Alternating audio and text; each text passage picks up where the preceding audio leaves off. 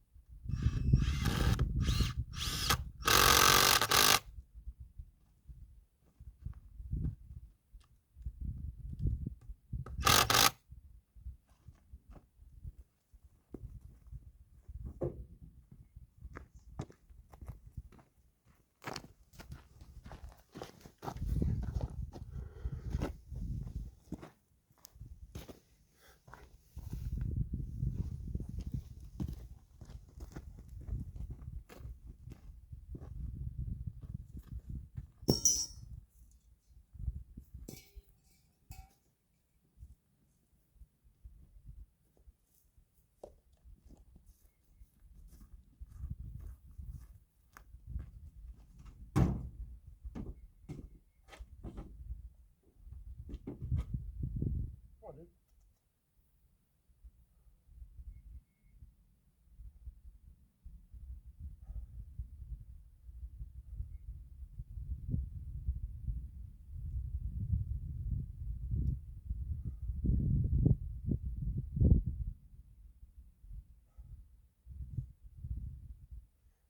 The hypothesis.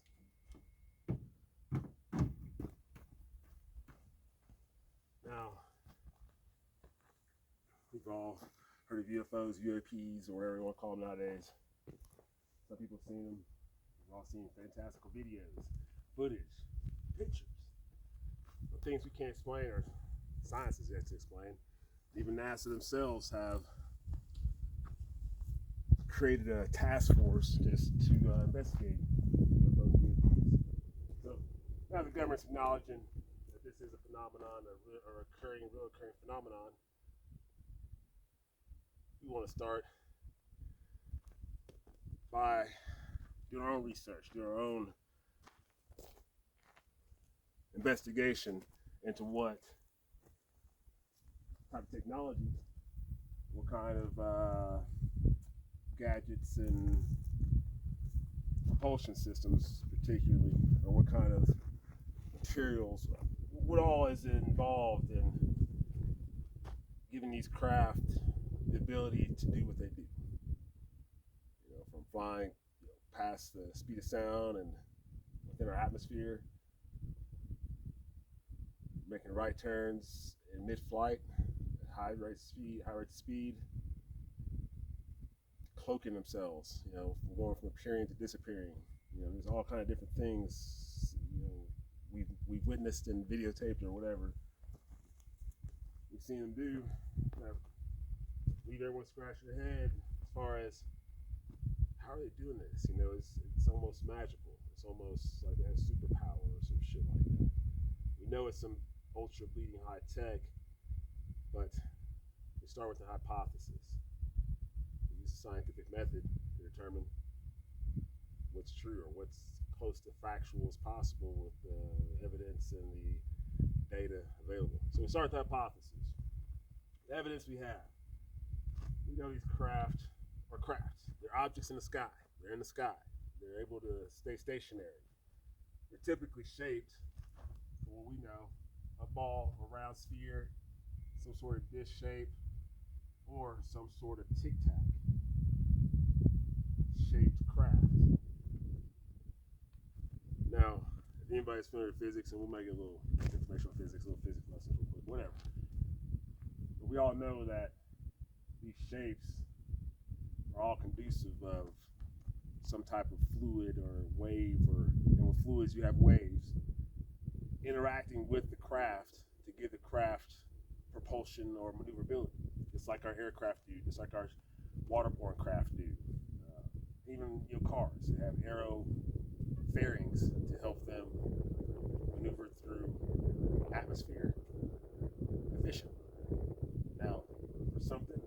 These craft we've seen are huge, large craft. For them to be that large and to be able to suspend themselves in the atmosphere for indefinite periods of time and move at high rates of speed, they have to have a lot of energy.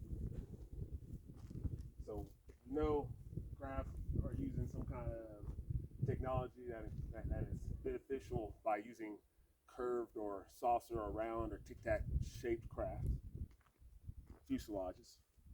We know they're able to move through the atmosphere, gaseous atmosphere at that, at high rates of speed, without destroying themselves or whatnot, or having any kind of damages done.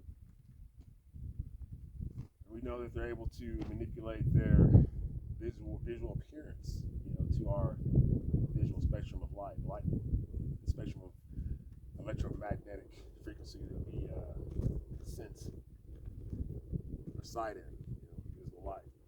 So we know these things. We've seen these things. This is evidence that we see. Now, extrapolate beyond that, how could they? What is it about the shape that helps them maneuver through space or move through atmosphere? I imagine space as well. What could it be? Now, my first thought is, and I always think of, matter is, yes, solids, yes, different states of matter. That way. These things are made of matter. That's another thing you got to also put in there. They're made of matter. So they're made of matter just like everything else is made of matter. So they're subject to the same laws of physics as other matter. But the matter is arranged in a certain way to give them the properties and abilities to do the things they're doing. But how is it that they're given all this matter around us and the matter that we're able to create, the textiles, materials that we create, we can't do the same thing readily? What is it they're doing that we're not doing? Now, again, back to matter. Matter comes in 4 or 5 different states. We got solid matter, we have liquid matter, we have gaseous matter, we have plasma matter. There might be a fifth one, I can't fucking remember. I can't be intelligent about every goddamn detail, but jack of all trades, master of none. But master of many, how about that? Catch me outside, we out here. Anyways, back to I made myself laugh. Anyways. What the fuck are we talking about? Back to matter. So it might be a fifth state of matter we ain't gonna talk about right now. Right now, what I'm more leaning towards is, like I say, let's do a thought experiment real quick.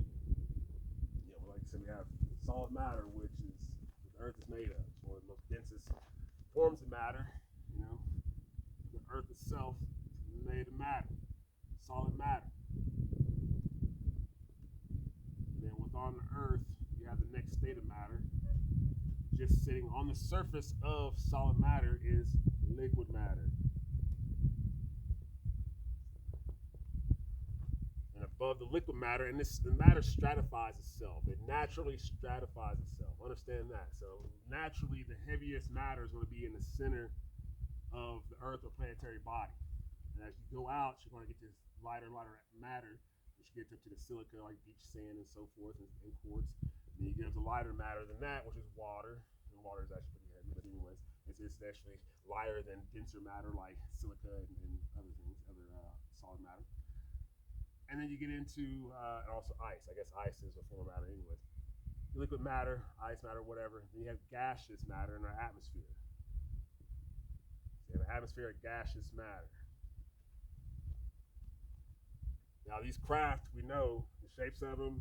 They have high energy levels. They're able to maneuver and do things and move, because the only way you're going to be able to maneuver or move something that large with mass, and given we know it's not just a fucking thin air balloon, or thin, it's not just a shell of nothing. We know these things are here doing something for a reason of high level technology and high importance to them that they don't want it as close to us. So that's kind of evidence already, because that's what's happening. But anyways, so we know that these craft are able to use the atmosphere. We know that they're made of solid matter in ways or forms. So we don't know exactly what kind of solid matter, to what degree. They could be filled with liquid, who knows? But they're made of some kind of matter that's not gaseous or plasma. Now, we'll get back to that. Now, that's the other thing I left out also, I forgot to include in there, is the fact that one of the pieces of evidence they're displaying is that they have light. Immense outputs or emissions, large emissions, high intensity emissions, I should say, of light. That's one of the common focal points of when you see sightings, especially at night. Is this thing is shimmering light, or it's very bright, or it's sometimes dripping a molten, kind of material onto the ground, and it just disappears. You know what I mean? So they have some kind of plasma, is what I'm into, that they're using in the atmosphere. Now think about this: whenever you turn on tap water, or cold water goes to hot water, or certain conditions where you're using water pouring into another body of water, you'll end up with these high-speed bubbles. The surface tension bubbles is what I call them. These surface tension bubbles, they ride on top of the surface of the water, and they can zip across high rate of speed compared to a bubble that's in the water. And that's all due to surface tension. And that's a gaseous bubble inside a liquid matter. Gaseous matter inside a liquid matter. I'll take the same correlation. We're going to take a crack of solid matter, encompass it in a bubble of plasma matter, which in a gaseous atmosphere, in a magnetosphere of the Earth, is able to manipulate physics in a different way than just as a bubble, a water tension bubble on the surface of water, is able to manipulate physics in a different way than a bubble inside the water, inside the atmosphere. So it's all about surface tensions, what I'm trying to explain. So what's the surface tension of water? You got equations for that. You got ways to compute that. What's the surface tension of air? And the way that a bubble of plasma will affect the matter that's within the bubble of plasma and allow it to freely move about through the atmosphere at high rates of speed without affecting the matter, the solid matter that's within the bubble of plasma. And that's the hypothesis there. My voice is cracked because I'm way up high and smoke a lot of blunts, but moving on. That is the hypothesis that we're coming up with. And here at Photon Solar, we specialize in developing, researching, and manufacturing of Quark technology. What is Quark Tech? Quark Tech is technology that's almost indistinguishable from magic, just as these craft have technology that's indistinguishable from magic, or what Hollywood would call superpowers. So we develop technologies, gadgets, systems that provide mankind, sapiens, with abilities, technological abilities, leading edge technological abilities that are indistinguishable from magic, superpowers, as Hollywood would call it. With that, stay tuned for the theory.